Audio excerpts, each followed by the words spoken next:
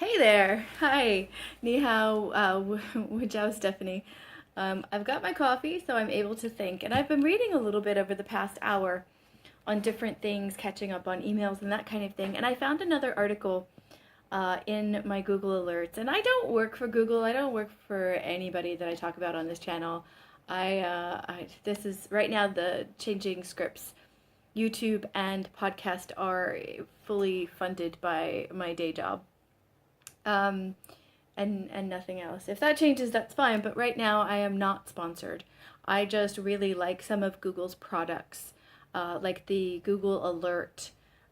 You can go in and like do a search and save that search, and then depending on how you set it, every day, week, month, whatever, they'll send you basically searches, like popular searches from stuff. And I did one for the Chinese language, and I'm getting a lot of really interesting articles, and they're all in English. Right now, I can't read full articles in Chinese, but I hope to switch over to that with time.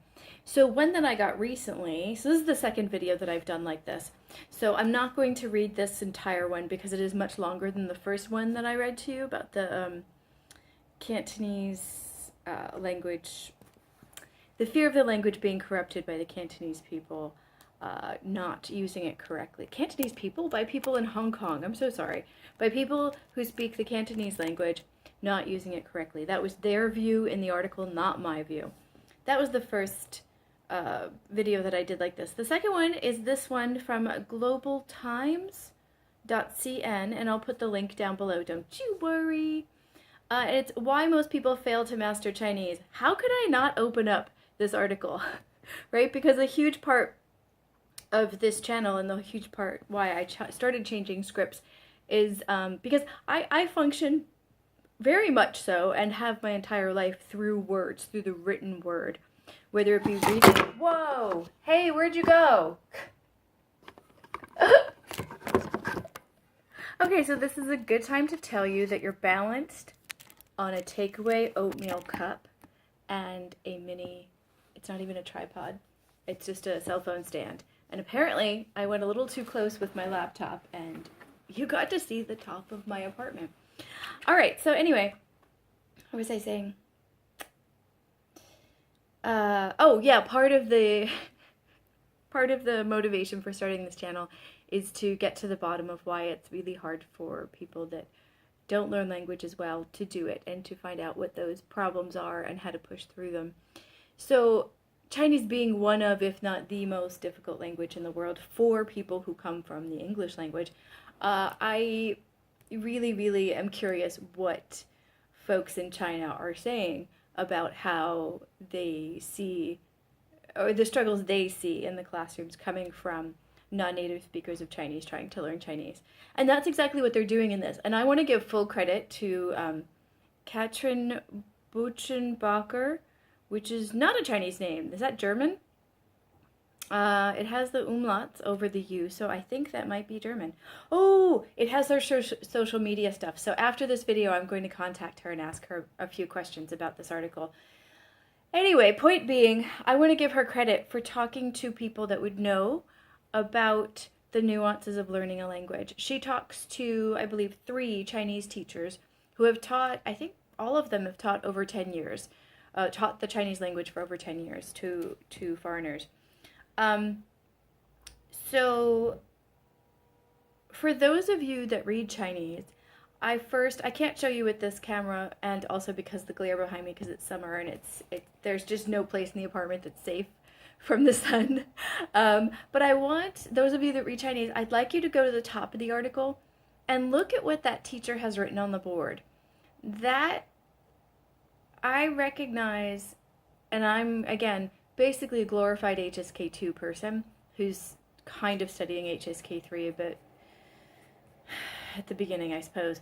Anyway, so for me, I recognize all of 2 characters, and I feel like that's either high level or it's nonsense. So could you tell me at the beginning of the article, the stuff the teacher has written on the blackboard, is that actually language? Or they just put some characters up there really in a really, really good penmanship way to make it look good.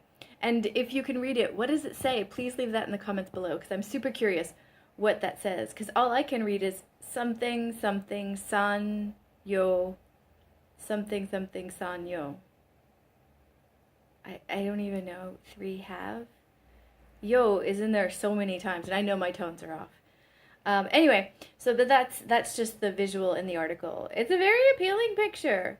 The teacher looks very friendly. She has the traditional dress on and all kinds of stuff. Anyway, so here are the facts they tell you at first. Standard Chinese, Putonghua, is among the most challenging yet increasingly important languages to learn. A lot of people are drawn to the language because of the economic boom in China. They say that approximately 50 million people worldwide are interested in learning Chinese or are already learning it. That's a huge, huge number of people, right? So, so there's that. So I want to get to the teachers because they're the ones that have the gems that made me smile. Teachers make me smile. Good teachers make me smile. Introspective, analytic teachers that listen to their students make me smile. I know you hear me bitching a lot about classrooms on this channel, and honestly, it's not meant to be a critique of the teachers themselves. They have so many things basically set up against them before they even step into the classroom. My goal when I critique classrooms and how things are taught is to try to figure out what we can do to change that for everybody's sake, not just the students. The teachers are under too much stress, the expectations are too high, the textbooks don't help teach a language a lot of times. If anything, they hinder the progress of the students by relying on old methods that don't work. Blah, blah, blah, blah, blah. So it's not just me saying all teachers suck. They don't. Teachers are lovely people who work way too hard and are way too undervalued. But unfortunately, they get caught up in the reimagination of the language classroom that I like to do. Okay, so the first teacher, Chi Hongyan, has been a Chinese teacher for over 10 years, and they mention where she worked. And she talks about expectations. Her bullet point is lower your expectations. And I feel like this fits into the slow language learning movement that I would like to lead very slowly, because I feel like there's a lot of stuff out in the world right now, and I did a long post on this on Instagram yesterday. There's a lot of stuff of learn this language in 30 days, do this immersion program and you'll be fluent in 2 months, that kind of thing. And that stuff works for some people. I'm not someone that says, this is bullshit, this is great, there's one method. My point is there isn't one method. My point is it's different for different people, and some people want to learn quickly and can learn quickly, and then they can build on it after that. Some people need a slow drip, and I think I'm the slow drip person. I don't think I've been patient enough, and I think I've been measuring myself to people who absorb languages rather quickly, and that demotivates me, and then I just stop, and if you stop the slow drip, then nothing happens. So she says a lot of people come to learn Chinese or start learning Chinese, and then they go, hey, it's been a month, why can't I speak well yet? And she's like, look, a lot of people, she says, the truth is, quote, the truth is, it is very rare that someone can speak Chinese fluently after half a year. And I feel like that's a really important thing to hear, is that even if you're in an intensive program, you can probably do little bits here and there, right? And if you're a normal person and not someone who absorbs and processes languages really fast, if you're not that person, you're just a regular language learner, I think it's really important to hear that after 6 months of studying the language, you're probably not going to be like having long conversations. You're probably going to be struggling with getting your point across after 6 months. Now, going from English to a Romance language, putting in the same amount of effort, that's going to seem ridiculously high. It is a high expectation, not expectation, it is a high bar. And I love what Phil, who I interviewed for the podcast, put that link down below too, but when he said that with learning learning Romance languages, you learn quickly at first and then it gets a lot harder. And he said it's the opposite with Chinese, where it's a lot harder to get started and then it gets easier. And I love that perspective of it's a different not only does it take longer, but the learning curve is like in reverse. Oh, so I love that this teacher said that. Just lower your expectations. Expect to do a lot of work and for it to take some time. And that's hard. I know a lot of folks, I keep hearing a lot of people saying that Westerners aren't used to hard work. And I don't, and that does come through in some of the teachers in this article too, that we have to take on the Chinese way of studying and we have to realize that it might not be fun and all that kind of stuff. And I do understand that we do project a culture of entertainment and no no hard work, but some of the hardest working people I've ever met in my life are not from China, and some of them are from China. I think there are hardworking and lazy people globally, and part of my resistance to this article, which is pretty small because most of the stuff in here is very interesting, but part of my resistance is the thing of we don't know how to learn. And I actually got teased by a local friend recently saying, "Oh, but you just have to push through. You Westerners are so quick to stop, but you just gotta work hard." I am not opposed to working hard. I am not new to working hard. I have busted my ass my whole life, so that's not an issue for me. It might be for everybody. I certainly do not want to be the poster child for all Americans or all Westerners. That is something that is a label that I shake off regularly and remind people that not only are there cultural differences between countries, but there are cultural differences within countries. And I do not want to be a representative of any large group of people. I can only represent myself. And for myself, I'm used to hard work. But even with hard work and even with even with fighting the people that want you to learn quickly and are putting pressure on you to, why can't you do this yet? Why can't you do that yet? Even with pushing those expectations aside, it's still really hard to keep going because the learning curve is so high. I think it's going to be worth it. And I think let's just say after a year, I feel like I'm close to a breakthrough of sorts. So yeah. So what else did they say in this? Where is it? Okay, so the next tip is be consistent.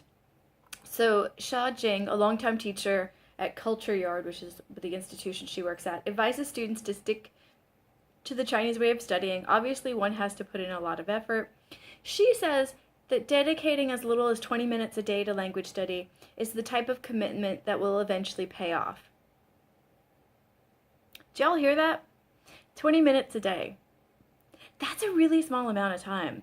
Now, I mentioned before that in the Chinese language learning community, and I use community loosely because we don't all know each other, but for people that learning the Chinese language, that are learning the Chinese language, there's a huge push towards intensive programs, especially when you're in China and so many intensive programs exist. And for those of you that don't know, intensive programs are about 4 or 5 hours a day of different kinds of classes, some reading classes, some speaking classes, some writing classes, that kind of thing. They exist in other languages. I have taught at English intensive programs before as well. And I suppose they're good. They can be good for a number of reasons. If it fits you, if it fits your time frame, if it fits your budget. Let's be honest, they're expensive. Blah blah blah blah blah. For English, I don't know about the prices for Chinese because I didn't want to do that this time. I did an intensive Spanish program when I was in Argentina, and it was really fun because of my teacher and my co-student. There were only 2 of us. Co-student, my classmate. There we go. But honestly, after the first 2 hours, I felt like I couldn't absorb anymore. So I don't think, for me personally, 4 to 5 hours a day is really something that works well. And I found part of why I've been able to keep going since I started this project is because I went in with the expectation of, for a very long time, it's going to be vocabulary. And I was able to latch onto the Lightner box system pretty early, and that, if I do nothing else every day, reviewing that vocabulary, and I do a lot more every day, but even on days that I don't want to do anything, if I just do the vocabulary, it could be anywhere from 20 to 30 minutes, and I feel like my brain has been scratched and I feel like I've made progress. So it's nice to hear somebody else say that you don't have to do 5 hours a day, for months and months on end, and then you'll break through, and then maybe then you can go down to 3. Like, there is a big push to spend a ton of time every day until you get to complete fluency. And considering the small amount of people, comparing the amount of people that study the language to the amount of people that are able to use it to a high level, I think that expectation is demotivating more people than just myself prior to a year and a half ago. So I think it's really good that they put that in here, that just slow and steady wins the race, guys. Come on. If you want to do a spurt, like you want to do a sprint with an intensive program, that's cool, but you don't have to keep that up. You just have to keep something up so that you keep moving forward. You just have to find out what that moving forward is for you. For me, some days I can do 20 minutes. For me, some days I need those 2 hours to move forward. But I find when I was studying for the HSK, the last part of the HSK2, when I was doing 4 hours a day, after 2 or 3 days of that, I was really, really brain dead. And I actually lost days after that because I really needed to recover. But that was 4 hours of self-study, and I push hard.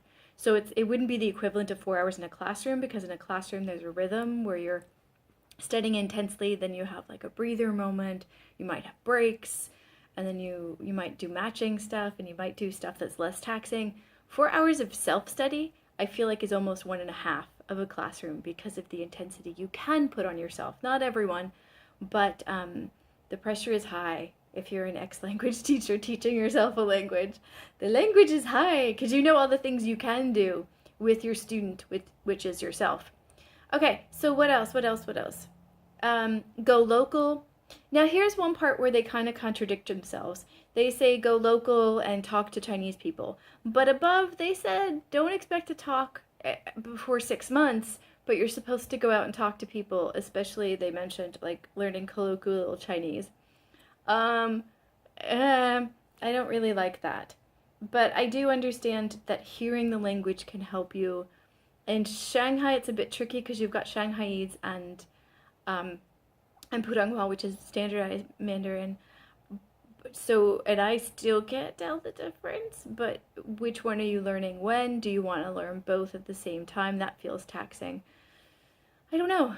I don't have any problem at all with encouraging people to go out and use their Chinese, but for me, honestly, I would prefer to have enough vocabulary to have an interesting conversation as opposed to just sitting around and answering 3 questions over and over and over, 5 questions over and over and over. But that's just my own preference. People learn very differently. Some people like to get out there and use what they know in speaking form very early. I'm not. It's whatever works for you. So that tip might help for some people. And the last one that they said is fuel your interest. Listening to local radio stations, watching Chinese movies, TV, reading books. Those are all pretty high-level things to be doing. So part of what really struck me when I was reading this article, and again, 90% of this article, I really like what they did here. Hold on. Ow. Okay. That was in a weird spot. Okay, sorry. I really like what they did here, where they interviewed the people that teach the language to the foreigners, and I think that's really cool. I'd like to get more teachers on. Actually, I'm going to interview somebody soon who's on the teaching side again. So that's coming up on the podcast soon, the Changing Scripts podcast. But I like that they did that. I think that's a really good thing. It's not just asking somebody who doesn't know or hasn't seen people go through or hasn't guided people through language learning. It is people that have seen people do it. They've tweaked how they teach it to help people do it faster, better, for it to stay longer, that kind of thing. So I appreciate the teacher's input on all of this. I really, really do. But as you can see from the tips, a lot of the tips are not from straight beginners. There is this part of the learning curve with the Chinese language, and of course, as with all my 20-minute videos, the important part's at the end, because that's when I realize what's the important part. The thing is, there's a part that you have to go, a learning adjustment that you have to do in the Chinese language that you don't have to do when you go to a Romance language. And I don't want to pretend like those are the only two types of languages you can learn, but those are my comparisons. And there's things you have to go through with the script, with the sounds, with the syllabic emphasis, that kind of thing, that you don't really have to go through when you learn Spanish or Italian or that kind of thing. And that area is very underserviced, self-study material-wise, very underserviced. You have a lot of materials for like the first time you're aware of things in Chinese. And then you've got a giant gap until you hit about HSK3, where the graded materials aren't graded well enough, where it's just an intense amount of information that's hard to process because you don't have the vocabulary yet, you don't have the sentence structures yet, you don't have the reading ability yet. And so there's a huge, especially for HSK, a little bit HSK1 because they're still getting you familiar to things, so it's more of recognition. But HSK2 level, there's definitely a giant gap in the market on things to help people use that level to progress to the next level. Like, it's just, okay, you know about the language now. HSK1 is knowing about the language, being able to recognize the language, and then HSK3 jumps up to, let's use it, like crazy hard. There's a huge gap in between. And I know that HSK3 feels very intense for me right now because I'm just starting it, but it's not just that. I've seen the leveling of languages for teaching purposes, and the gap from 2 to 3 is very, very big. And there's a lot in HSK2 if you want to self-study away from the HSK material and use not authentic but graded texts and listening things. There aren't really things graded down to that level. There's very little that's interesting, that's available, and that's that level. And that's accessible. Comprehensive input is important. So giant gap there, which is part of the reason I'm pushing through to 3, and hopefully by the end of 3 I can start using some of the graded materials. So I appreciate what they're saying about going with authentic stuff, but you have to have it understandable to some degree in order for it to help you. But I have a whole video I need to do on the radio, but something really exciting happened yesterday that reminded me of something I want to do. But basically, I think this article is super interesting. I've just barely touched the surface of it, so I think you could still read the article and get something from it. But basically, here's the summary. Are you ready? Lots of people are learning Chinese, and lots of people approach it like they approach learning, like, okay, the article's written in English, so it assumes you're coming from the English language as a native speaker. So from English, it's the article saying, and I think it's a pretty safe assumption, that we come to learning Chinese thinking we can learn it like we learn European languages, and you can't. You really need to put on different hats, which for most people is a stumbling block, but for me, since I had never pushed through in learning a European language, it was doing a different thing, but not necessarily me fighting the process I already had, because I didn't have a process. What I was doing in those languages wasn't working anyway. So for me, that's not a disadvantage. That might actually be a plus. Yay! Anyway, it would be interesting to hear your ideas on this article, or if you've read anything similar to this.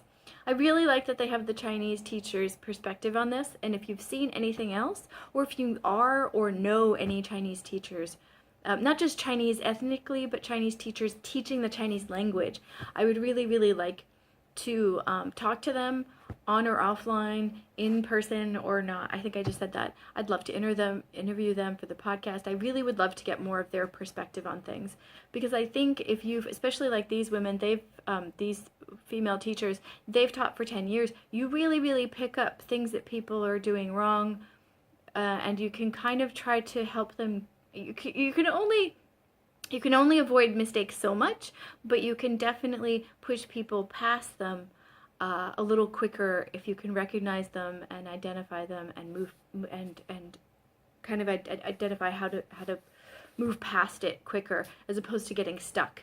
in a mistake or in a challenge or that kind of thing. So I think those women in the article that were interviewed definitely had that skill of being able to identify what their students were, how their students were getting stuck and how they were able to guide them out of it. And I'd love to interview teachers like that to get more tips on different things that we could be doing better to help this be a more fun, less painful process. Because although learning languages can be challenging, especially at certain points in the process, I think there is a certain exploration that's there, and I've lost it right now, but it's going to come back as soon as I have my breakthrough. It's going to happen any day now. But it was there for a large part of the year and a half I've been doing this. It's been there a lot of the time. This has been a really, really interesting, fun process. But I think that discovery and that joy of learning a language can go away early and quickly and not return. And I think that there are things we can do to stop that from going away, or to pace ourselves so that we can wait patiently for it to come back. Because right now I can't find it. It's not under the couch. It's not behind the door. I've completely lost the joy. But I know it's coming back, so I'm just going to do my checklist every day. And I will have twinkly eyes when it comes back, and I'll share with you when that happens. But I'm okay, because it's come and gone. Not this long yet, but it's come and gone, and I'm cool with that. I'm cool with that. I'm in this for the long haul, because I got nothing else to do with languages other than learn them. There's no more, if I can't learn it by this time, I'm not going to learn it stuff. I don't believe it, so I might as well live it. So there you go. Oh my god, almost 30 minutes. All right, I look forward to hearing your ideas on this article and on these ideas in the article. Satyan.